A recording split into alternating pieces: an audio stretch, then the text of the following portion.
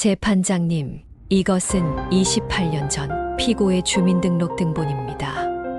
당시 그녀는 법적으로 다른 남성과 혼인 중이었습니다. 즉, 남편과 불륜 관계였던 동시에 전 남편과도 함께 살고 있었던 것입니다. 법정이 술렁입니다. 하지만 저는 떨리지 않았습니다.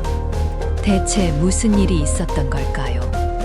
평범한 주부였던 제가 어떻게 이 법정에 서게 된 걸까요? 이야기는 3개월 전으로 거슬러 올라갑니다. 그리고 들으시기 전에 좋아요와 구독 눌러주시면 앞으로도 재미난 이야기 들려드리겠습니다. 꼭 부탁드리겠습니다. 감사합니다. 11월의 차가운 바람이 장례식장 현관문 틈으로 스며들었습니다. 검은 상복을 입은 제 손은 차가운 국화 한 송이를 쥐고 있었고 그 꽃이 피 바람에 미세하게 떨렸습니다. 남편 장민호가 세상을 떠난 지 사흘째. 심근경색이었습니다. 아침 출근길 엘리베이터 앞에서 쓰러진 남편은 그대로 의식을 되찾지 못했습니다. 65년의 인생이 그렇게 끝나버렸습니다. 조문객들이 하나둘 돌아가고 장례식장은 점점 텅 비어갔습니다. 저는 빈소 앞 의자에 앉아 멍하니 영정사진을 바라봤습니다. 사진 속 남편은 웃고 있었습니다. 5년 전 제주도 여행에서 찍은 사진이었죠. 35년을 함께 살았는데 이렇게 갑자기 떠나다니. 엄마, 좀 쉬세요. 제가 여기 있을게요. 딸 수아가 어깨를 감싸 안으며 말했습니다. 해외에서 급히 귀국한 딸의 눈도 퉁퉁 부어 있었습니다. 괜찮아. 엄마는 괜찮단다. 저는 딸의 손을 꽉 잡았습니다. 손바닥에 전해지는 딸의 온기가 유일한 위안이었습니다. 그날 저녁 모든 조문객이 떠나고 장례식장이 조용해졌을 때였습니다. 빈소 앞으로 두 사람이 걸어 들어왔습니다. 50대로 보이는 여성과 20대 후반으로 보이는 남성. 여성은 화려한 검은색 원피스를 입고 있었고 명품 가방을 들고 있었습니다. 짙은 화장 아래로 보이는 얼굴에는 슬픔보다는 다른 감정이 서려 있었습니다. 남성은 무표정한 얼굴로 주위를 둘러봤습니다. 실례합니다. 고인과 가까운 사이였는데요. 여성이 저를 보며 말했습니다. 목소리는 부드러웠지만 어딘지 모르게 차갑게 느껴졌습니다. 네, 조문 감사합니다. 저는 일어서서 인사했습니다. 하지만 여성은 절을 하지 않았습니다. 그저 남편의 영정을 잠시 바라보더니 다시 저를 똑바로 쳐다봤습니다. 저는 서윤아라고 합니다. 그리고 이쪽은 제 아들 장우진입니다. 장우진. 순간 귓가가 멍해졌습니다. 남편과 같은 성씨를 쓰는 젊은 남성. 이상한 긴장감이 등골을 타고 올라왔습니다. 처음 뵙겠습니다. 어떤 관계이신지. 28년 전부터 고인과 알고 지냈습니다. 아주 각별한 사이였죠. 서윤아의 입가에 묘한 미소가 스쳤습니다. 그리고 우진이는 고인의 아들입니다. 세상이 멈춘 것 같았습니다. 장례식장 형광등 불빛이 너무 밝게 느껴졌고 국화향이 코를 찔렀습니다. 옆에 서 있던 딸 수아가 제 팔을 붙잡았습니다. 무슨 말씀이세요? 딸의 목소리가 떨렸습니다. 말 그대로입니다. 우진이는 고인과 저 사이에서 태어난 아들이에요. 28년 전에 태어났고 고인도 이 사실을 알고 계셨습니다. 서윤아는 가방에서 서류 뭉치를 꺼냈습니다.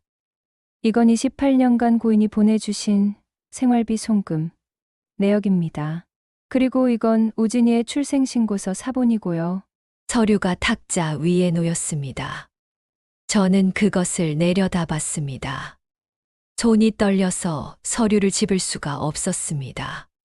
28년 전 그럼 수아가 7살 때부터 머릿속이 하얗게 변했습니다. 무슨 말씀인지 이해가 안 되는데 일단 밖에서 얘기하시죠. 딸이 차분하게 말했지만 목소리는 바들바들 떨리고 있었습니다. 밖에서 얘기할 것도 없어요. 저희는 법적 권리를 주장하러 온 겁니다. 고인의 재산에 대한 우진이의 상속권을 인정해 주셔야 합니다. 장우진이 처음으로 입을 열었습니다. 저는 28년간 아버지 없이 자랐어요. 이제라도 제 권리를 찾으려는 겁니다. 저는 영정 사진을 봤습니다. 웃고 있는 남편의 얼굴. 35년을 함께 산 사람. 딸을 낳고 평범하지만 행복한 삶을 살았다고 믿었던 사람. 당신이 정말 그런 사람이었어. 죄송하지만 이건 장례식장입니다. 이런 이야기를 할 자리가 아니에요. 제가 간신히 목소리를 냈습니다. 그럼 언제 얘기하시겠어요? 49제 끝나고요? 아니면 1년상 끝나고요? 서유나가 냉소적으로 웃었습니다. 저희는 이미 변호사를 선임했습니다. 조만간 법적 절차를 밟을 겁니다. 미리 알려드리는 거예요. 그렇게 말하고는 서유나 모자는 돌아서서 나갔습니다. 빈소에는 다시 저와 딸만 남았습니다. 딸이 제 손을 잡았습니다. 차갑고 떨리는 손이었습니다. 엄마, 이게 무슨... 괜찮아. 저는 딸을 안아줬습니다. 하지만 괜찮지 않았습니다. 아무것도 괜찮지 않았습니다. 그날 밤 집으로 돌아온 저는 잠을 이룰 수 없었습니다. 침대에 누워 천장을 바라보며 28년이라는 시간을 계산했습니다. 수아가 7살 때, 우리가 이 아파트로 이사 왔을 때, 회사가 안정되기 시작했을 때, 그때부터 다른 여자가 있었다는 건가요? 다른 아들이 있었다는 건가요? 새벽 3시, 저는 일어나 남편의 서재로 갔습니다. 정리되지 않은 책상, 컴퓨터, 서류들. 무엇을 찾아야 할지도 모르면서 서랍을 열었습니다. 그때 휴대폰이 울렸습니다. 여보세요? 박혜진 님이시죠? 강남 성모병원입니다. 지난주 건강검진 결과가 나왔습니다. 내일 오전에 병원으로 오실 수 있으실까요? 무슨 문제라도 있나요? 전화상으로는 말씀드리기 어렵고요. 직접 오셔서 상담받으시는 게 좋을 것 같습니다. 전화가 끊겼습니다. 창밖으로 동이 트고 있었습니다. 어제까지만 해도 평범했던 제 인생이 단 하루 만에 산산조각 나버린 것 같았습니다. 이제 어떻게 해야 하지? 병원 복도는 소독약 냄새로 가득했습니다. 하얀 벽, 차가운 조명, 어디선가 들려오는 기계음. 저는 진료실 앞 의자에 앉아 차례를 기다렸습니다. 박혜진님, 들어오세요. 의사는 40대 중반으로 보이는 여성이었습니다. 책상 위에 놓인 CT 사진들을 보며 잠시 침묵했습니다. 그 침묵이 길게 느껴졌습니다. 검사 결과를 말씀드리겠습니다. 췌장의 악성 종양이 발견되었습니다. 심장이 멈춘 것 같았습니다. 췌장암 사기로 판정됩니다. 이미 간과 복막으로 전이된 상태고요. 의사의 목소리가 멀리서 들리는 것 같았습니다. 치료는 가능한가요? 항암 치료를 진행할 수 있지만 완치는 어렵습니다. 통계상 5년 생존율은 3% 미만이고 현재 상태로는 의사가 말을 멈췄습니다. 얼마나 남았나요? 제가 조용히 물었습니다. 항암 치료 없이는 6개월에서 1년. 항암 치료를 받으시면 1년에서 1년 반 정도 예상됩니다. 1년. 숫자가 머릿속에서 맴돌았습니다. 증상은 없으셨나요? 가끔 소화가 안 되고 피곤했는데 나이 탓인 줄 알았어요. 췌장암은 초기 증상이 거의 없어서 발견이 늦는 경우가 많습니다. 죄송합니다. 병원을 나와 주차장까지 걸어가는 동안 저는 멍하니 발걸음을 옮겼습니다. 11월의 찬바람이 얼굴을 스쳤지만 느껴지지 않았습니다. 차 안에 앉아서도 시동을 걸지 못했습니다. 그저 핸들을 붙잡고 앉아 있었습니다. 남편이 죽고 사생아가 나타나고 이제 나도 죽는다고. 웃음이 나왔습니다. 비참한 웃음이었습니다. 그때 조수석에 놓인 서윤아의 서류 뭉치가 눈에 들어왔습니다. 28년 치송금 내역. 매달 200만 원씩 28년이면 6억 7천만 원. 한 달에 200만 원이면 저희 생활비 절반이었습니다. 그 돈이 28년간 다른 여자와 아이에게 갔다는 겁니까? 손이 떨렸습니다. 분노인지 슬픔인지 배신감인지 알 수 없는 감정이 가슴을 짓눌렀습니다. 이대로 죽을 순 없어. 집으로 돌아온 저는 다락방으로 올라갔습니다. 먼지가 쌓인 낡은 상자들 사이에서 저는 하나의 플라스틱 박스를 꺼냈습니다. 뚜껑을 열자 30권의 가계부가 차곡차곡 쌓여 있었습니다. 1995년부터 2024년까지 결혼 후 8년째부터 시작한 기록이었습니다. 처음엔 단순히 절약하려는 마음에 쓰기 시작했지만 어느 순간부터 이건 기록이 아닌 증거가 되었습니다. 계란 4,000원, 쌀 3만 원, 전기료 8만 원. 평범한 가게 지출 내역. 하지만 제 눈에는 다른 것이 보였습니다. 30년 전 회계법인에서 일하던 시절의 습관. 숫자를 읽는 능력. 통장 입금 300만 원, 생활비 사용 150만 원. 그럼 150만 원은 어디로? 가계부 여백에 적힌 작은 메모들. 의문의 출금 200만 원. 사유 불명. 매달 같은 날, 같은 금액. 자동이체. 28년 전부터 시작된 이상한 출금 패턴. 저는 그걸 눈치챘지만 묻지 않았습니다. 믿고 싶었으니까요. 남편을 의심하고 싶지 않았으니까요. 바보 같은 여자. 가계부를 넘기다 1996년 12월 페이지에서 손이 멈췄습니다. 이상한 여자 전화. 목소리 젊음. 재촉하는 말투. 남편 표정 굳음.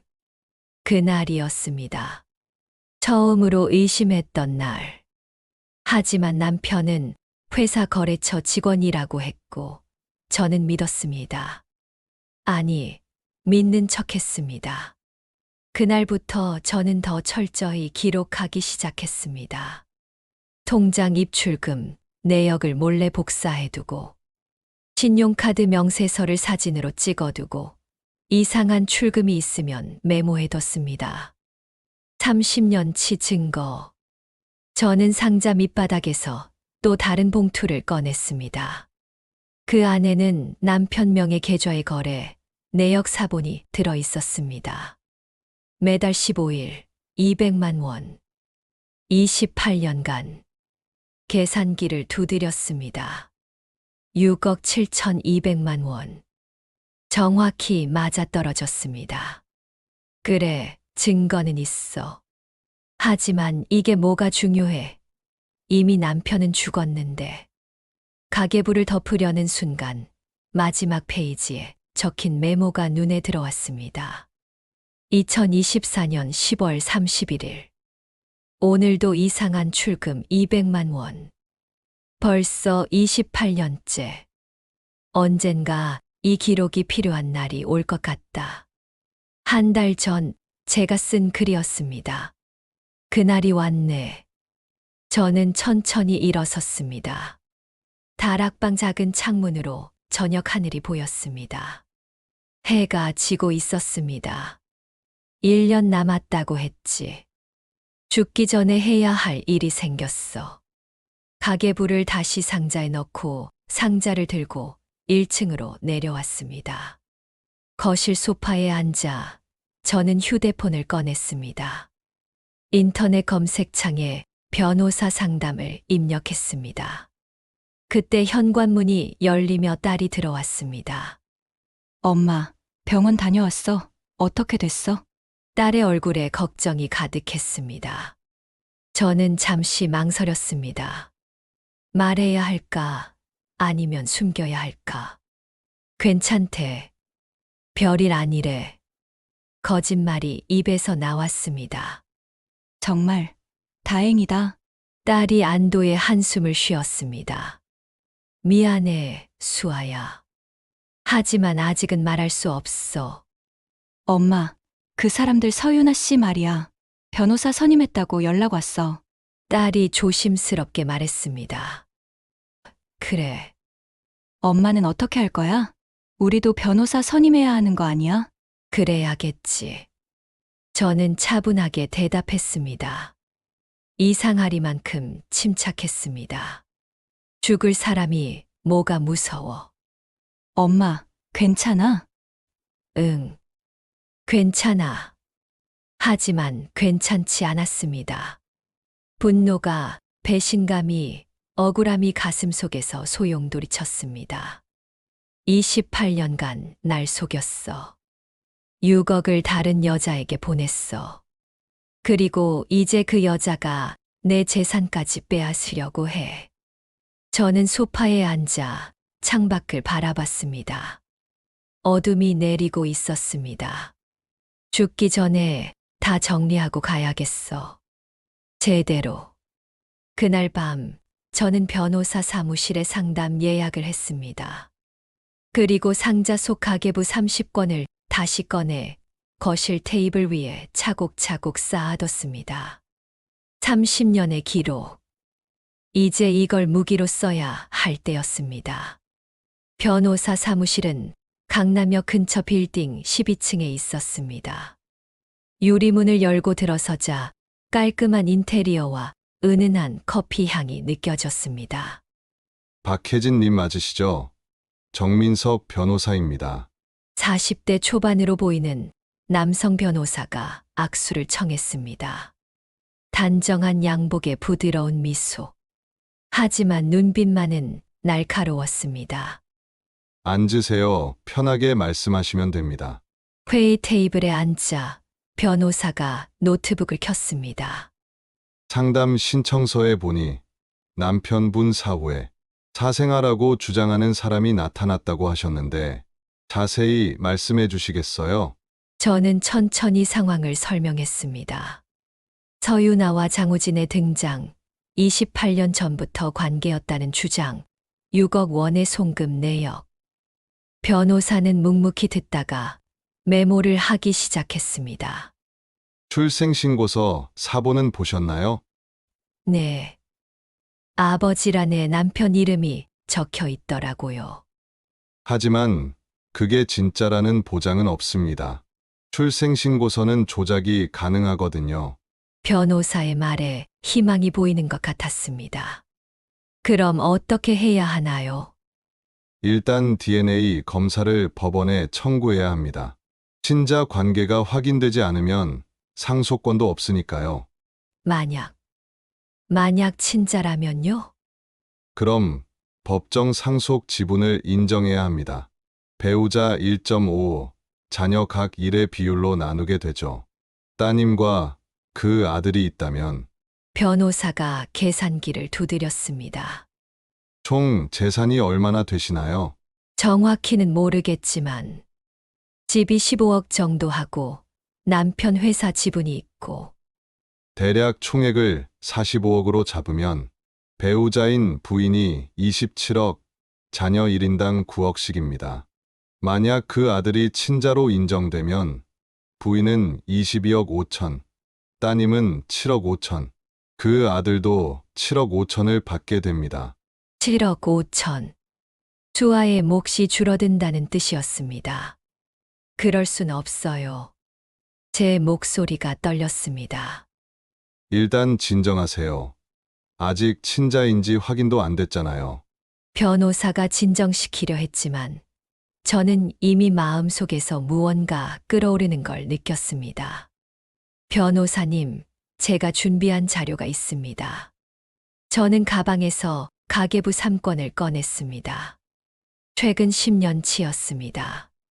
이게 뭔가요? 30년치 가계부입니다. 여기 보시면 28년 전부터 매달 200만 원씩 이상한 출금이 있었어요. 변호사가 가계부를 펼쳐봤습니다.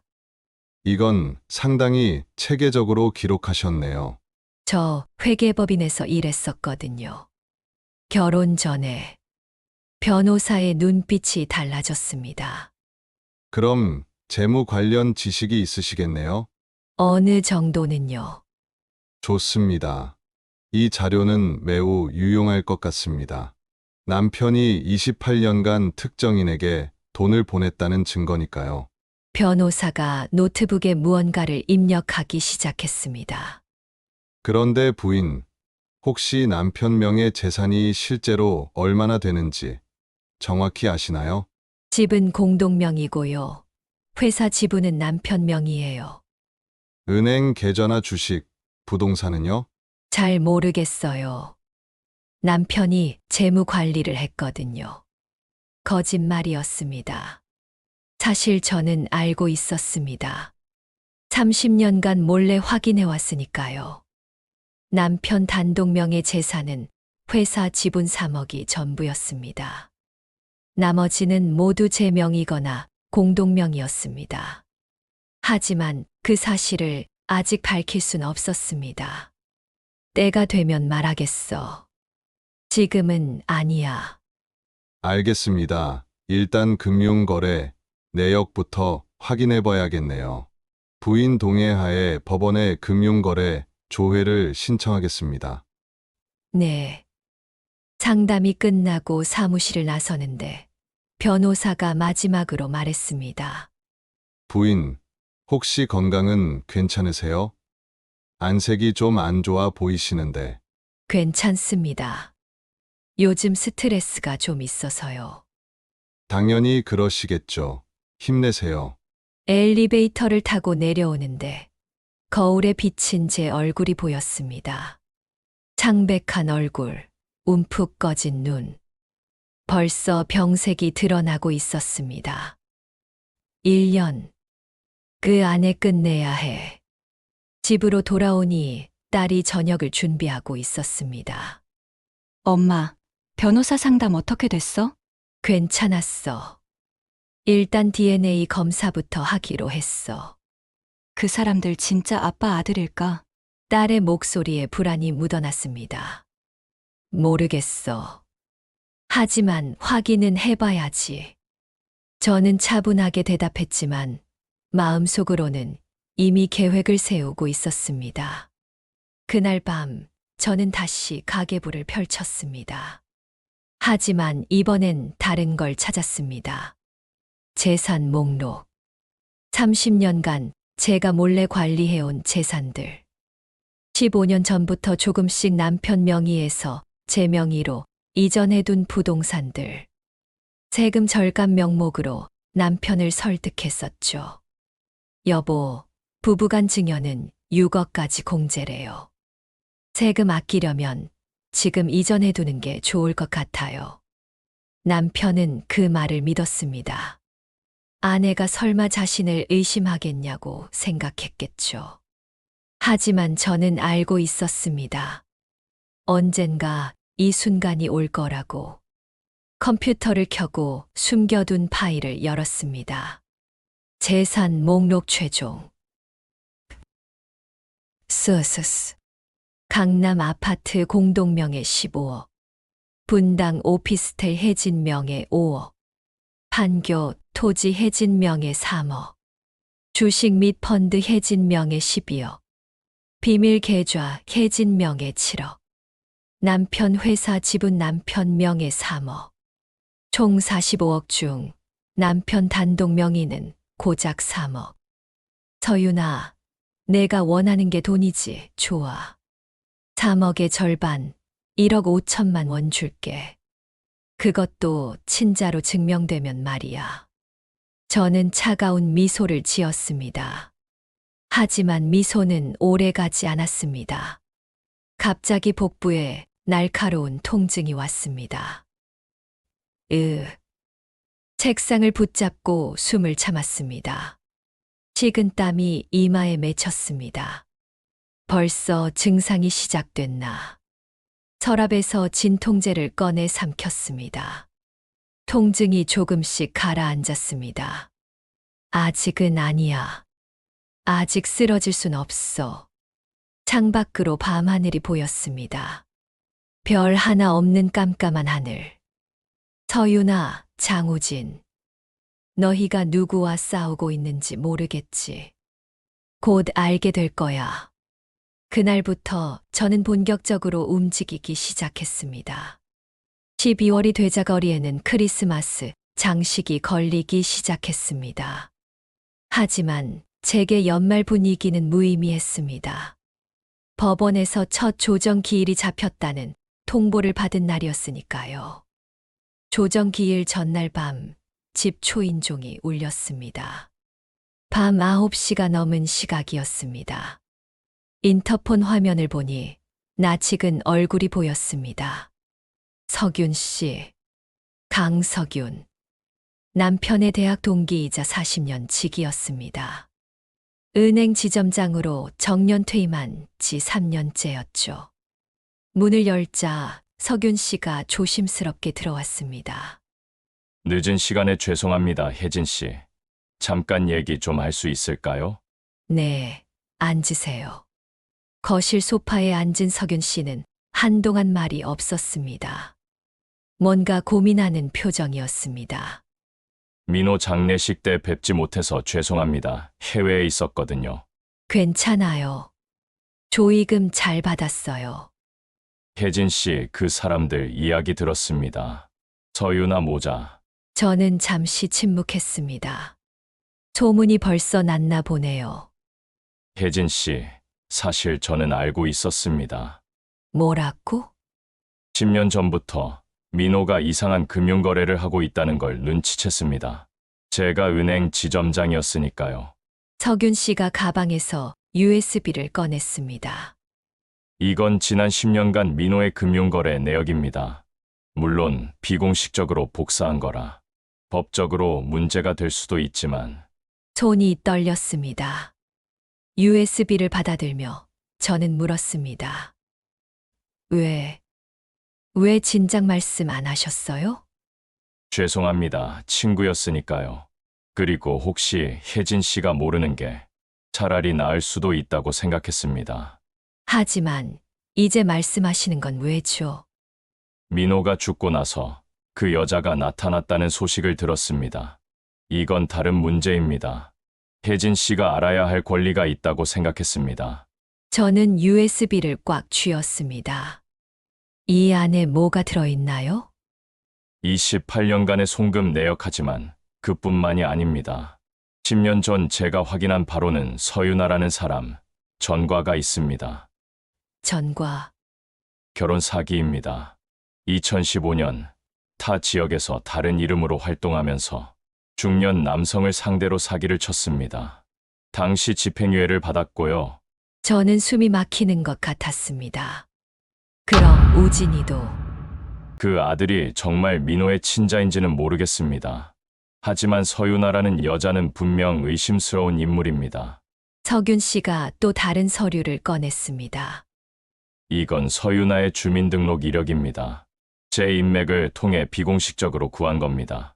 서류를 펼쳐보니 28년 전 서유나의 주소지가 적혀 있었습니다. 그리고 배우자란에는 다른 남자의 이름이 적혀 있었습니다. 28년 전 서유나는 이미 결혼한 상태였습니다. 그 남편은 2년 후 교도소에서 사망했고요. 이중 생활을 했다는 거야? 그럼 우진이는 그 남편의 아들일 수도 있다는 건가요? 가능성이 높습니다. DNA 검사를 해봐야 알겠지만요. 저는 서류를 내려다봤습니다. 손이 떨렸습니다. 증거가 있어. 이제 증거가 생겼어. 석윤 씨, 왜 이렇게까지 도와주시는 거예요? 혜진 씨, 사실 하나만 더 말씀드리겠습니다. 석윤 씨가 잠시 망설이다 입을 열었습니다. 저는 혜진 씨가 회계법인 출신이라는 걸 알고 있었습니다. 어떻게? 20년 전 우연히 혜진 씨가 프리랜서로 회계 업무를 하시는 걸 봤습니다. 민호는 몰랐지만 저는 알고 있었습니다. 얼굴이 뜨거워졌습니다. 그때 생각했습니다. 이 사람은 단순한 주부가 아니구나. 뭔가를 준비하고 있구나. 그래서 오늘 이렇게 찾아왔습니다. 석윤 씨가 일어서며 말했습니다. 혜진 씨, 당신은 혼자가 아닙니다. 제가 끝까지 도와드리겠습니다. 문을 나서는 석윤 씨의 뒷모습을 바라보며 저는 처음으로 눈물이 날 것 같았습니다. 고마워요, 석윤 씨. 그날 밤 저는 USB를 컴퓨터에 꽂았습니다. 폴더를 열자 수십 개의 파일이 나타났습니다. 2014개 좌이체내역, 2015 서윤아 전과 기록, 2016 주민등록 등본. 하나씩 열어보기 시작했습니다. 28년간의 송금 내역. 매달 200만 원씩. 정확히 6억 7천만 원. 서윤아의 전과 기록. 2015년 결혼 사기, 집행유예 2년. 28년 전 주민등록 등본. 배우자 김철수 가명. 직업 무직. 그리고 결정적으로 장우진의 출생신고서 원본 사본. 친불 안에는 장민호가 아닌 김철수라는 이름이 적혀 있었습니다. 조작했어. 서윤아가 출생신고서를 조작했어. 저는 프린터를 켜고 모든 파일을 출력하기 시작했습니다. 프린터 소리가 밤의 정적을 깼습니다. 한 장, 두 장, 증거가 쌓여갔습니다. 새벽 2시 모든 출력이 끝났습니다. 저는 서류들을 정리하며 조용히 중얼거렸습니다. 이제 준비됐어. 내일 법정에서 보자, 서윤아. 하지만 그 순간 다시 복부에 날카로운 통증이 왔습니다. 이번엔 더 심했습니다. 화장실로 달려가 구토를 했습니다. 쓴맛이 입안에 가득했습니다. 아직 쓰러질 순 없어. 진통제를 한 알 더 삼키고 거실로 돌아왔습니다. 창밖으로 동이 트고 있었습니다. 오늘이 첫 번째 조정기일입니다. 서윤아, 각오해. 법원은 생각보다 조용했습니다. 12월의 찬바람이 법원 복도를 휩쓸고 지나갔고 저는 목도리를 더 바짝 여몄습니다. 몸이 자꾸 떨렸습니다. 추위 때문인지 긴장 때문인지 아니면 병 때문인지 알 수 없었습니다. 엄마, 괜찮아? 딸 수아가 제 팔을 잡으며 물었습니다. 응, 괜찮아. 하지만 괜찮지 않았습니다. 오늘 아침에도 진통제를 2알이나 먹어야 했습니다. 조정실 앞에 도착하니 서윤아 모자가 먼저 와 있었습니다. 서윤아는 검은색 정장을 입고 있었고 얼굴에는 절제된 슬픔 같은 걸 연기하고 있었습니다. 장우진은 무표정한 얼굴로 휴대폰만 들여다보고 있었습니다. 오셨네요. 서윤아가 저를 보며 말했습니다. 목소리는 부드러웠지만 눈빛은 차가웠습니다. 네. 저는 짧게 대답하고 그들에게서 시선을 돌렸습니다. 조정실 문이 열렸고 조정위원이 우리를 안으로 안내했습니다. 테이블 양쪽에 앉았습니다. 저와 딸, 그리고 정민석 변호사가 한쪽. 서유나 모자와 그들의 변호사가 반대편. 조정위원이 서류를 펼치며 말했습니다. 오늘은 첫 조정 기일입니다. 양측의 입장을 듣고 합의 가능성을 모색해 보겠습니다. 원고 측 입장을 먼저 들어보겠습니다. 서유나의 변호사가 일어섰습니다. 50대 중반으로 보이는 남성이었습니다. 장우진 씨는 고인 장민호 씨의 친자로 28년 전 출생했습니다. 고인도 이 사실을 알고 있었으며 28년간 생활비를 지원해왔습니다. 변호사가 서류를 제출했습니다. 이것은 28년간의 송금 내역과 장우진 씨의 출생신고서입니다. 조정위원이 서류를 받아 검토했습니다. 피고 측 입장은 어떻습니까? 정민석 변호사가 일어섰습니다. 친자 관계를 입증할 객관적 증거가 부족합니다. 출생신고서만으로는 불충분하며 DNA 검사를 통한 과학적 증명이 필요합니다. DNA 검사를 신청하시겠습니까? 네, 법원의 명령을 구합니다. 서유나의 얼굴이 순간 굳었습니다. 하지만 곧 평온을 되찾았습니다. 원고 측은 DNA 검사에 동의하십니까? 서유나의 변호사가 잠시 서유나와 속삭였습니다. 그리고 대답했습니다. 동의합니다. 자신감이 있나? 저는 서유나를 관찰했습니다. 그녀의 표정에서 흔들림을 찾으려 했지만 완벽하게 통제되어 있었습니다. 조정위원이 말했습니다. 그럼 DNA 검사 절차를 진행하겠습니다. 결과가 나오는 대로 다음 기일을 잡도록 하겠습니다. 조정이 끝나고 복도로 나오는데 서유나가 저에게 다가왔습니다. 혜진 씨, 잠깐 얘기 좀 할 수 있을까요? 딸이 제 팔을 잡았지만 저는 고개를 끄덕였습니다. 괜찮아. 주아는 먼저 가 있어. 딸이 망설이다가 멀어졌습니다. 복도 한쪽 벤치에 서유나와 마주 앉았습니다. 뭘 얘기하고 싶으세요? 솔직히 말씀드리죠. 우진이는 정말 민호 씨 아들이에요. 서유나가 차분하게 말했습니다. DNA 검사 결과가 나오면 증명될 겁니다. 그러니 괜한 시간 낭비 말고 지금 합의하는 게 어때요? 합의요? 재산의 20%만 주세요. 그럼 조용히 사라질게요. 20%면 9억. 서유나는 계산이 빨랐습니다. DNA 검사 결과를 기다리죠. 저는 차분하게 대답했습니다. 고집 부리면 손해예요. 법정까지 가면 변호사 비용만 수천만 원이에요. 괜찮습니다. 제가 감당할게요. 서유나의 눈빛이 차가워졌습니다. 후회하실 거예요. 그건 제가 할 말 같은데요. 저도 똑같이 차갑게 대꾸했습니다. 서유나가 일어섰습니다. 그럼 법정에서 봅시다. 그녀가 멀어지는 뒷모습을 보며 저는 주머니 속녹음기를 만졌습니다. 녹음됐어. 조용히 사라질게요. 라는 말까지. 2주 후 DNA 검사 결과가 나왔습니다. 변호사 사무실에서 결과지를 받아들었습니다. 결과가 어떻게 나왔나요? 정민석 변호사가 봉투를 뜯었습니다. 그리고 천천히 읽어 내려갔습니다. 장민호와 장우진 친자 관계의 확률 0.2%입니다. 0.2%. 친자가 아니라는 뜻인가요? 네, 과학적으로 친자 관계가 아닙니다.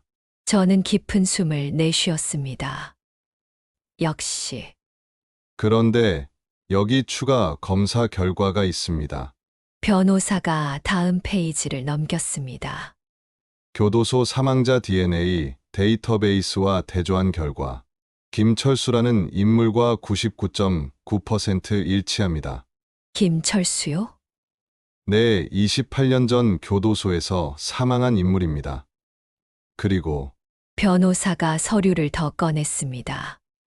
이 사람이 바로 서유나의 전 남편입니다. 그래. 다 들어맞았어. 이제 어떻게 되는 건가요? 친자가 아니므로 상속권이 없습니다. 오히려 서윤아를 사기죄로 고소할 수 있습니다. 고소하겠습니다. 저는 주저없이 대답했습니다. 28년간 6억 7천만 원을 편취한 것, 출생신고서, 조작, 법정 위증. 다 고소하세요. 변호사가 고개를 끄덕였습니다. 알겠습니다. 준비하겠습니다. 사무실을 나와 거리를 걷는데 갑자기 어지러움이 몰려왔습니다. 가로수를 붙잡고 숨을 골랐습니다. 식은땀이 흘렀습니다. 주머니에서 진통제를 꺼내 삼키려는데 휴대폰이 울렸습니다. 여보세요? 박혜진님 강남성 모병원입니다. 이번 달 항암 치료 일정 확인차 연락드렸습니다. 아, 네. 네, 그리고 최근 증상은 어떠신가요? 통증이 심해지셨나요? 괜찮습니다. 거짓말이었습니다. 혹시 통증이 심하시면 입원 치료를 권유드립니다. 아직은 괜찮아요. 일정이 좀 있어서요. 전화를 끊고 저는 하늘을 올려다봤습니다. 12월의 하늘은 회색빛이었습니다. 조금만 더 버티자. 그날 밤 집으로 돌아오니 딸이 거실에서 기다리고 있었습니다. 엄마, DNA 검사 결과 어떻게 됐어? 친자가 아니래. 오히려 서윤아 전 남편 아들이래.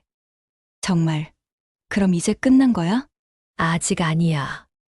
법정 재판이 남았어. 딸이 불안한 표정을 지었습니다. 엄마, 괜찮아. 요즘 너무 안색이 안 좋아. 괜찮아. 좀 피곤해서 그래. 병원 가봐. 제대로 검진받아야 해. 응, 알았어. 하지만 저는 이미 알고 있었습니다. 제게 남은 시간이 얼마 없다는 것을. 그날 밤 저는 침대에 누워 천장을 바라봤습니다. 이제 절반 왔어. 조금만 더 가면 돼. 하지만 다음 날 예상치 못한 일이 벌어졌습니다. 12월 말 눈이 내렸습니다. 첫눈이었습니다. 하지만 저는 눈을 볼 여유가 없었습니다. 병원 침대에 누워 있었으니까요. 항암 치료 첫날이었습니다. 혈관 주사 놓겠습니다. 조금 따끔할 수 있어요. 간호사가 주사 바늘을 찾아 팔을 두드렸습니다. 혈관이 잘 보이지 않았습니다. 혈관이 가늘으시네요. 한 번 더 시도해 볼게요.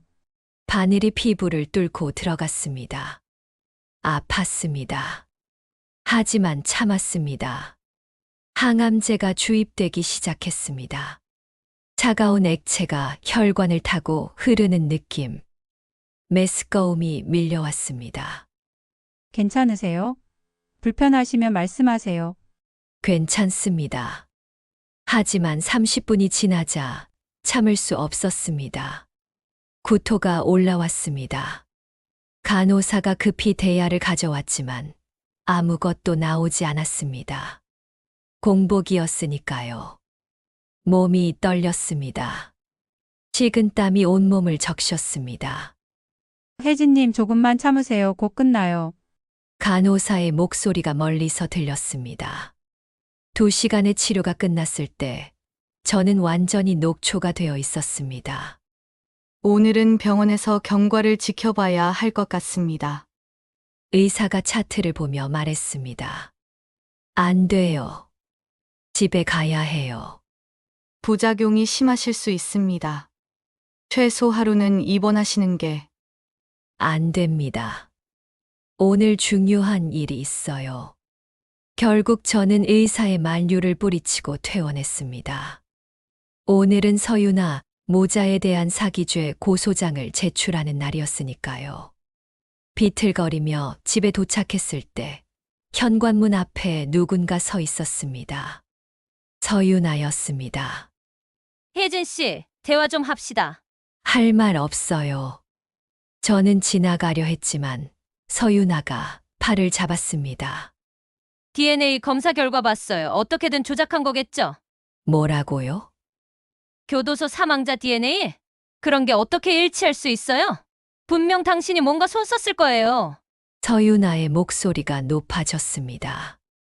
우진이는 분명 민호 씨 아들이에요. 28년 동안 받은 돈이 증거예요. 돈을 받았다고 친자가 되는 건 아니에요. 이제 그만하고 돌아가세요. 당신 진짜 이럴 거예요? 서유나의 얼굴이 일그러졌습니다. 더 이상 슬픈 척, 선한 척하지 않았습니다. 본색이 드러나고 있었습니다. 28년이에요. 28년간 우진이는 아버지 없이 자랐어요. 보상받을 권리가 있어요. 그건 당신이 선택한 길이에요. 이제 그만 가세요. 안 그러면 경찰 부르겠어요. 저는 휴대폰을 꺼냈습니다. 서유나가 물러섰습니다. 하지만 마지막으로 독한 말을 던졌습니다. 후회할 거예요.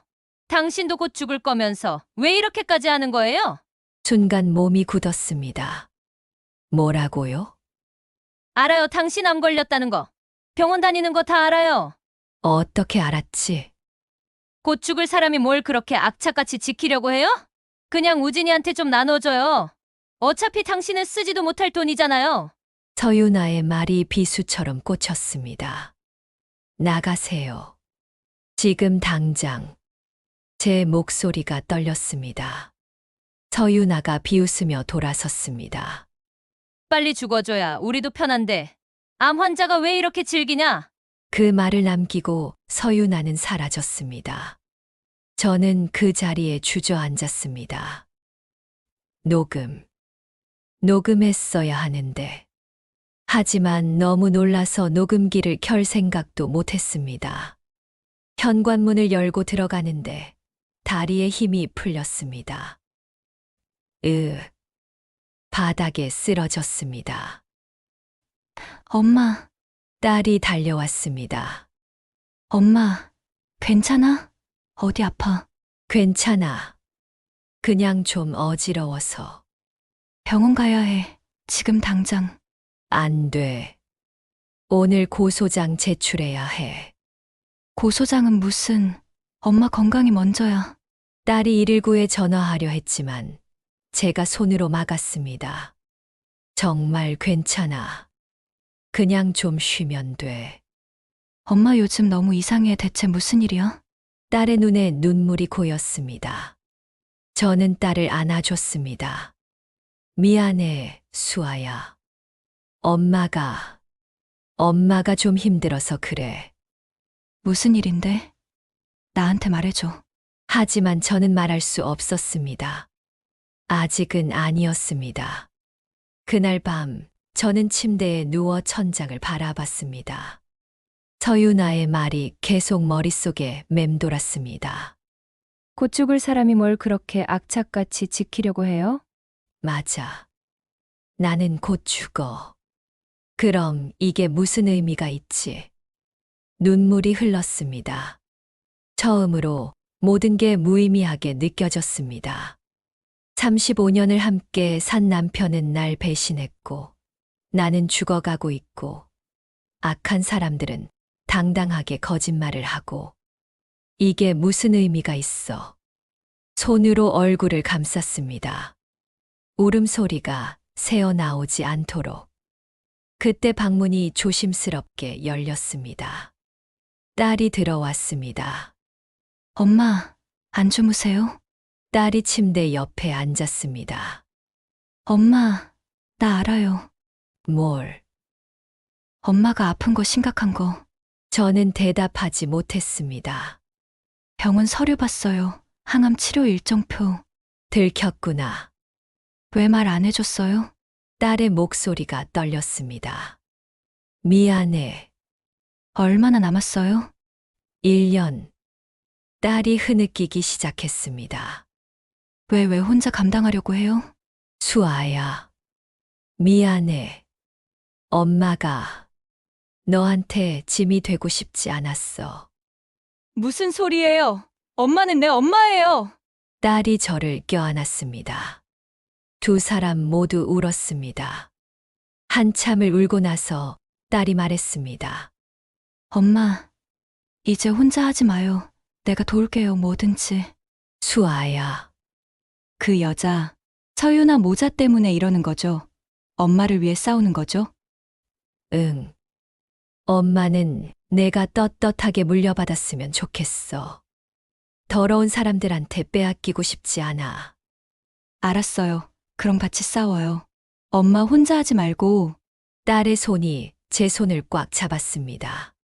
따뜻했습니다. 그래. 아직 포기할 순 없어. 수아를 위해서라도. 창밖으로 눈이 내리고 있었습니다. 하얀 눈이 세상을 덮어가고 있었습니다. 1월의 법정은 차갑고 엄숙했습니다. 방청석은 사람들로 가득 찼습니다. 이 사건이 언론에 알려지면서 많은 이들의 관심을 받게 되었습니다. 사생아 사칭 사기 사건이라는 타이틀로 저는 휠체어에 앉아 있었습니다. 더 이상 걸을 기력이 없었습니다. 엄마, 괜찮아? 딸이 옆에서 손을 잡아줬습니다. 응, 괜찮아. 하지만 괜찮지 않았습니다. 오늘 아침에도 진통제를 3알이나 먹었습니다. 반대편에는 서유나 모자가 앉아 있었습니다. 서유나는 여전히 당당한 표정이었고 장우진은 불안한 듯 다리를 떨고 있었습니다.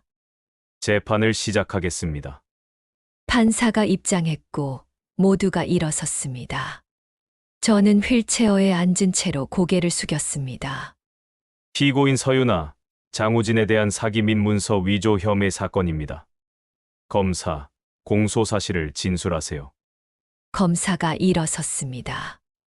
피고인 서윤아는 28년 전부터 고인 장민호를 상대로 장우진이 친자라고 거짓 주장하며 총 6억 7천만 원을 편취했습니다. 또한 출생신고서를 조작하여 법정에 제출했습니다. 서유나의 변호사가 일어섰습니다. 이에 있습니다. 피고인은 진심으로 장우진이 고인의 아들이라 믿었습니다. 하지만 DNA 검사 결과 친자가 아닌 것으로 판명되었습니다.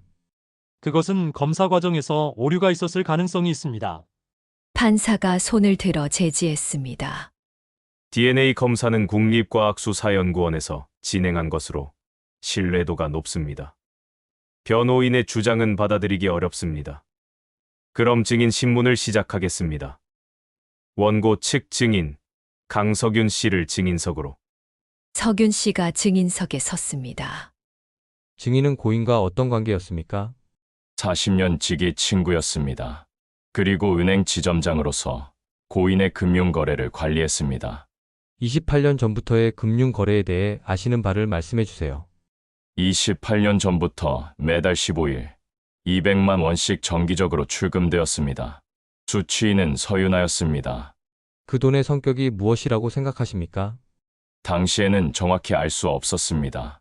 하지만 나중에 확인한 바로는 서윤아가 생활비라고 주장한 돈이었습니다. 고인이 자발적으로 보낸 건가요? 고인은 속은 것입니다. 석윤 씨의 목소리가 떨렸습니다. 서윤아는 28년 전 이미 다른 남자와 결혼한 상태였습니다. 그리고 임신했을 때 어느 쪽 아이인지 불확실했지만 부유한 장민호에게 당신 아이라고 거짓말한 것입니다. 법정이 술렁였습니다. 그걸 어떻게 아십니까? 서윤아의 28년 전 주민등록등본을 확인했습니다. 배우자란에 김철수라는 남성이 기재되어 있었습니다. 검사가 서류를 제출했습니다. 재판장님, 이것이 28년 전 서윤아의 주민등록 등본입니다. 판사가 서류를 검토했습니다. 확실히 배우자란에 김철수라고 기재되어 있군요. 서윤아의 얼굴이 창백해졌습니다. 그리고 이것은 장우진의 출생신고서 원본입니다. 검사가 또 다른 서류를 제출했습니다. 친부란에 김철수라고 적혀 있습니다. 피고인이 제출한 출생신고서는 조작된 것이었습니다. 법정이 다시 술렁였습니다.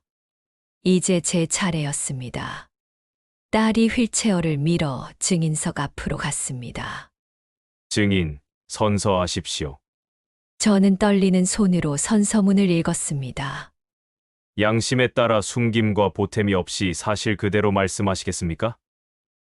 네. 선서합니다. 증인 28년 전부터 남편의 이상한 행동을 눈치채셨다고 하셨는데 자세히 말씀해 주시겠습니까? 네. 28년 전부터 매달 200만 원씩 출금되는 걸 알았습니다. 어떻게 아셨습니까? 저는 회계법인 출신입니다. 가계부를 30년간 빠짐없이 기록했습니다.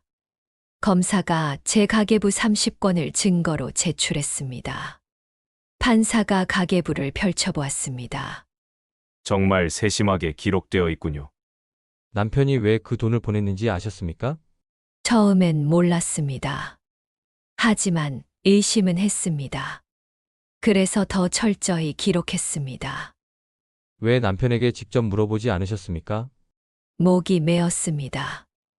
물어보고 싶지 않았습니다. 진실을 알고 싶지 않았습니다. 잠시 침묵이 흘렀습니다. 하지만 결국 알게 되셨죠. 네. 남편이 죽고 나서야 알게 되었습니다. 그때 기분이 어떠셨습니까? 배신감, 분노, 억울함, 눈물이 흘렀습니다. 35년을 함께 살았습니다. 단 한 번도 의심하지 않으려 했습니다. 믿고 싶었으니까요. 하지만 남편은 28년간 다른 여자에게 6억 7천만 원을 보냈습니다. 제 생활비 절반이었습니다. 그 돈으로 수아는 더 좋은 학교에 갈 수 있었습니다. 우리는 더 편하게 살 수 있었습니다. 목소리가 떨렸습니다. 하지만 무엇보다 화가 나는 건 그 여자가 거짓말쟁이라는 겁니다. 저는 서윤아를 똑바로 쳐다봤습니다. 당신은 남편을 사랑한 적도 없었죠? 그저 돈이 필요했을 뿐이죠. 서윤아가 고개를 돌렸습니다. 재판장님, 이것은 28년 전 피고인 서윤아의 주민등록 등본입니다. 검사가 서류를 들어 올렸습니다. 당시 그녀는 법적으로 다른 남성과 혼인 중이었습니다. 즉, 남편과 불륜 관계였던 동시에 전 남편과도 함께 살고 있었던 것입니다. 그리고 임신했을 때 어느 쪽 아이인지 확실하지 않은 상황에서 부유한 장민호에게 당신 아이라고 거짓말한 것입니다. 이것은 계획적 사기입니다. 법정은 숙연해졌습니다. 피고인, 할 말 있습니까? 판사가 서윤아에게 물었습니다. 서윤아가 일어섰습니다. 얼굴은 창백했지만 여전히 당당한 척하고 있었습니다. 저는 정말 우진이가 장민호 씨 아들이라고 믿었습니다. 하지만 출생신고서를 조작했습니다. 그건 서윤아가 말을 잊지 못했습니다. 그리고 DNA 검사 결과 진자가 아닌 것으로 판명되었습니다. 오히려 당신 전 남편과 99.9% 일치합니다. 저는 서윤아가 주저앉았습니다. 죄송합니다. 제가 잘못했습니다. 하지만 너무 늦었습니다. 판사가 판결을 내렸습니다. 피고인 서윤아에게 사기죄 및 문서 위조죄로 징역 3년을 선고합니다. 피고인 장우진에게 사기 방조죄로 징역 1년 6개월, 집행유예 3년을 선고합니다. 또한 편취한 6억 7천만 원 전액을 원고에게 반환할 것을 명합니다. 땅땅땅. 끝났습니다. 저는 휠체어에 앉아 조용히 눈을 감았습니다. 끝났어. 드디어 끝났어. 법정을 나서는데 서윤아가 저를 보며 소리쳤습니다. 당신도 곧 죽잖아. 그 돈 가지고 뭐 할 건데? 경찰이 그녀를 제지했습니다. 저는 돌아보지 않았습니다. 법원 밖으로 나오자 겨울 햇살이 따스했습니다. 딸이 휠체어를 밀며 말했습니다. 엄마, 수고했어. 응. 이제 편히 쉴 수 있겠다. 하지만 몸은 이미 한계였습니다. 집에 돌아오자마자 저는 쓰러졌습니다. 봄이 왔습니다. 호스피스 병동 창밖으로 벚꽃이 피어나고 있었습니다. 저는 침대에 누워 그 벚꽃을 바라봤습니다. 엄마, 물 좀 드릴까요? 딸이 옆에 앉아 물컵을 들고 있었습니다. 응, 고마워. 물을 한 모금 삼켰습니다. 목이 말랐습니다. 법정 판결 후 3개월이 지났습니다. 몸은 급격히 악화되었고 더 이상 집에서 지낼 수 없어 호스피스에 입원했습니다. 엄마, 석윤 아저씨 오셨어. 문이 열리며 석윤 씨가 들어왔습니다. 손에는 꽃다발을 들고 있었습니다. 혜진 씨, 어떠세요? 덕분에 잘 있어요.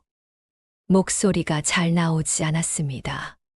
석윤 씨, 그 돈은 결국 얼마나 돌려받았나요?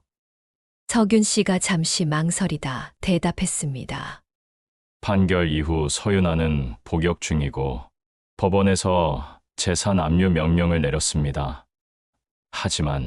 하지만 서윤아 명의로 된 계좌에는 고작 500만 원밖에 없었습니다. 28년간 받은 6억 7천만 원은 이미 다 써버린 상태였습니다. 저는 예상했다는 듯 고개를 끄덕였습니다. 그럴 줄 알았어요. 명품 가방 몇 개 압류해서 300만 원 정도 더 회수했습니다. 총 800만 원 정도입니다. 송금한 돈의 0.1%밖에 안 됩니다. 괜찮아요. 혜진 씨, 돈은 중요하지 않았어요. 처음부터 저는 창밖 벚꽃을 바라보며 말했습니다. 수아가 떳떳하게 받을 수 있게 된 것. 그 여자가 거짓말쟁이라는 게 밝혀진 것. 법정에서 승소한 것. 그것만으로 충분해요. 석윤 씨의 눈가가 붉어졌습니다. 혜진 씨, 당신은 정말 대단한 분입니다. 아니에요. 그냥 엄마로서 해야 할 일을 했을 뿐이에요. 저는 미소 지었습니다. 제 재산 42억은 온전히 수아에게 갑니다. 그걸로 충분해요. 서윤아가 가져간 6억 7천 이미 쓴 돈이에요. 돌려받지 못해도 상관없어요. 중요한 건 진실이었어요. 그리고 존엄이었어요. 고마워요. 석윤 씨. 제가 한 게 뭐가 있습니까? 혜진 씨가 다 하셨죠. 석윤 씨가 의자에 앉았습니다. 혜진 씨, 정말 대단하세요. 끝까지 싸우셨잖아요. 아니에요. 그냥 해야 할 일을 했을 뿐이에요. 수아 씨, 어머니를 정말 자랑스러워하셔야 해요. 딸이 고개를 끄덕이며 제 손을 꽉 잡았습니다. 석윤 씨가 한참을 앉아 있다가 일어섰습니다. 너무 오래 있으면 피곤하실 테니 이만 가보겠습니다. 다음에 또 올게요. 네. 감사해요. 석윤 씨가 나가고 다시 딸과 단둘이 남았습니다. 엄마, 변호사님이 모든 재산 정리 끝났대. 전부 내 명의로 넘어갔어. 그래. 잘 됐다. 엄마가 평생 모은 거잖아. 고마워. 미안해. 엄마가 더 오래 살아서 너 챙겨줘야 하는데. 무슨 소리야. 엄마는 충분히 잘해줬어. 딸의 눈에 눈물이 고였습니다. 수아야. 응? 엄마는 후회 안 해. 응. 35년이 다 행복했던 건 아니지만 너를 낳은 건 정말 잘한 일이었어. 엄마. 그리고 끝까지 싸운 것도 후회 안 해. 내가 당당하게 받을 수 있게 한 것만으로도 엄마는 딸이 흐느끼기 시작했습니다. 저는 딸의 머리를 쓰다듬었습니다.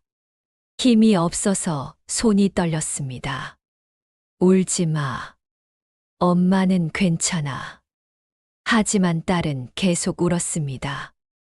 그날 밤 저는 혼자 창밖을 바라봤습니다. 벚꽃이 바람에 흩날리고 있었습니다. 30년 전 남편과 처음 만났던 벚꽃길이 떠올랐습니다. 혜진 씨, 나랑 결혼해 줄래요? 남편이 무릎을 꿇고 반지를 내밀었던 순간, 그때는 진심이었을 거라 믿고 싶었습니다. 사랑했던 시절도 있었어. 분명히. 하지만 배신도 사실이었습니다. 그래도 괜찮아. 나는 내 존엄을 지켰으니까. 침대 옆 서랍에서 저는 항암 치료 수첩을 꺼냈습니다. 첫 페이지를 펼쳤습니다. 2024년 11월 15일. 췌장암 사기. 남은 시간 1년. 오늘부터 계획을 세운다. 마지막 페이지로 넘겼습니다. 2025년 3월 20일. 법정 승소. 수아에게 온전히 물려줬다. 이제 내가 할 일을 다 했다. 펜을 들어 마지막 한 줄을 적었습니다. 2025년 4월 5일. 창밖에 벚꽃이 피었다. 아름답다.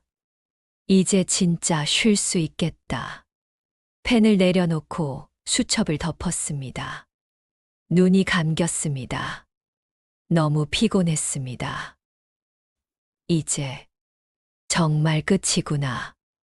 2025년 4월 12일 오전 6시 27분. 저는 딸의 손을 잡은 채 조용히 눈을 감았습니다. 창밖으로 아침 햇살이 들어오고 있었습니다. 벚꽃이 하나가 바람에 날려 창문에 닿았다가 다시 날아갔습니다. 엄마. 딸의 울음소리가 멀리서 들렸습니다. 하지만 저는 더 이상 아프지 않았습니다. 평온했습니다. 마지막 순간 저는 미소 지었습니다. 수아야, 엄마는 행복했어. 끝까지 싸워서 너를 지켜서 정말 행복했어. 그렇게 박혜진의 62년 인생이 끝났습니다. 하지만 그녀의 존엄은 끝나지 않았습니다. 2주 후 장례식장은 조문객들로 가득했습니다. 고인은 정말 강인한 분이셨습니다. 마지막까지 딸을 위해 싸우셨다고 들었어요. 대단한 어머니셨어요. 영정 사진 속 혜진은 활짝 웃고 있었습니다. 10년 전 딸과 함께 찍은 사진이었습니다.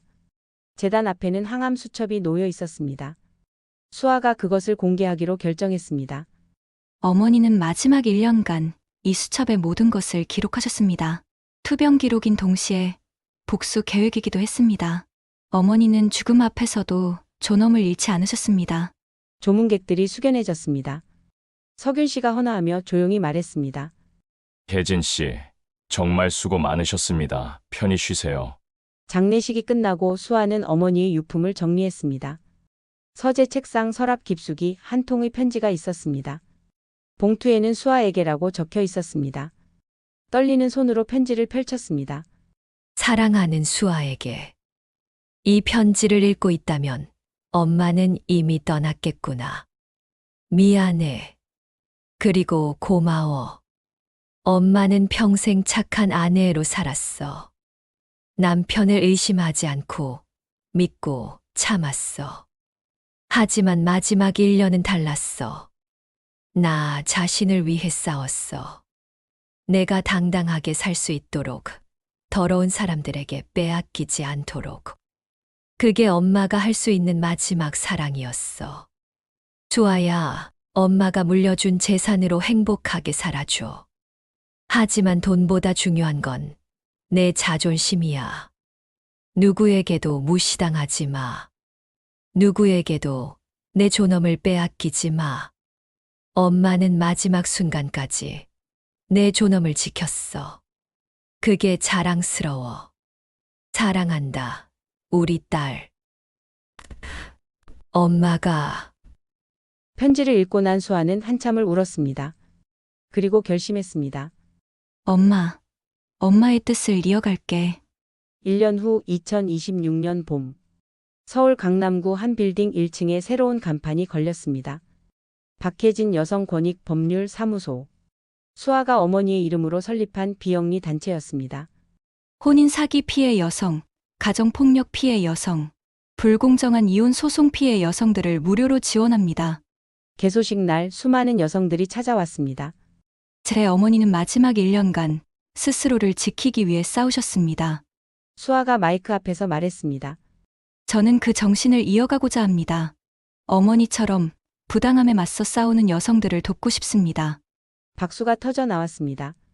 사무소 벽면에는 혜진의 사진이 걸려 있었습니다. 그 옆에는 항암 수첩이 액자에 담겨 전시되어 있었습니다. 마지막 페이지가 펼쳐진 채로 2025년 4월 5일. 창밖에 벚꽃이 피었다. 아름답다. 이제 진짜 쉴 수 있겠다. 그 아래 작은 명패가 있었습니다. 박혜진 1963-2025. 평생을 숨죽이며 참고 살았지만 마지막 1년은 스스로를 지키기 위해 맞서 싸웠던 여자. 죽음 앞에서도 존엄을 잃지 않았던 어머니. 우리는 당신을 기억합니다. 수아는 어머니의 묘소를 찾았습니다. 봄바람이 불고 벚꽃이 흩날렸습니다. 엄마, 나 잘하고 있지? 묘비 앞에 앉아 수아는 조용히 말했습니다. 엄마가 싸워서 지켜준 돈으로 다른 사람들도 돕고 있어. 엄마처럼 억울한 사람들이 없도록. 바람이 불었습니다. 마치 어머니의 대답 같았습니다. 잘하고 있구나. 엄마 딸이야. 수아는 미소 지었습니다. 눈물이 흘렀지만 슬픈 눈물은 아니었습니다. 엄마, 고마워 끝까지 나를 지켜줘서. 나도 엄마처럼 살게 당당하게. 묘비에는 혜진이 생전에 남긴 마지막 말이 새겨져 있었습니다. 죽기 전에 다 정리하고 갑니다. 제대로. 그리고 그 아래 수아가 추가로 새긴 문구. 어머니는 해냈습니다. 존엄하게. 벚꽃이 피 묘비 위에 떨어졌습니다. 봄은 끝나고 또 오지만 박혜진의 이야기는 영원히 남을 것입니다. 존엄은 나이 들지 않는다. 배신을 당해도 병들어도 죽음 앞에서도 끝까지 자신을 지킨 여자. 그것이 박혜진이었습니다. 혜진 씨는 해냈습니다. 마지막까지 떳떳하게. 여러분도 누구에게도 존엄을 빼앗기지 마세요. 이 영상이 힘이 되셨다면 좋아요와 구독 부탁드립니다. 더 많은 감동 스토리로 찾아뵙겠습니다. 감사합니다.